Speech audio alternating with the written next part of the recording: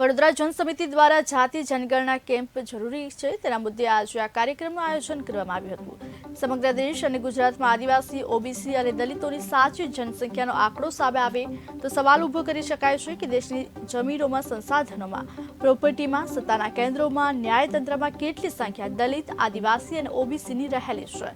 જેના સત્ય જ છુપાવવા ઈચ્છે છે તે લોકોના પેટમાં ચોર છે।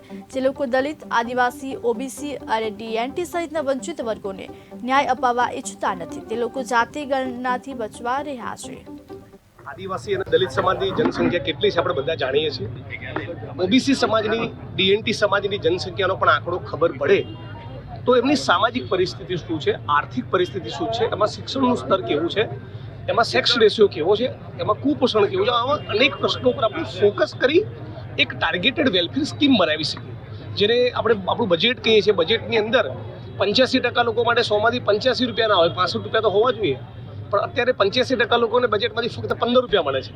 અને જેની જનસંખ્યા, જેની આબાદી 15% છે, એ બજેટના 85% લઈ જાય છે। ન્યાયતંત્રમાં પણ દલિત, આદિવાસી, ઓબીસી સમાજના માણસો બહુ ઓછા છે। ટેન્ડરોમાં, કોન્ટ્રાક્ટમાં, માઇનિંગ લીઝોઝમાં, પેટ્રોલ પંપમાં, ગેસની એજન્સીસમાં આ દલિત, આદિવાસી, ઓબીસી, ડીએનટી જેવા બેકગ્રાઉન્ડમાંથી આવતા, વંચિત વર્ગમાંથી આવતા માણસો અતિશય ઓછા છે। તો જેટલો આનો આંકડો સચોટ મળે એટલું વધારે ન્યાયી આપણો દેશ બનાવી શકીએ।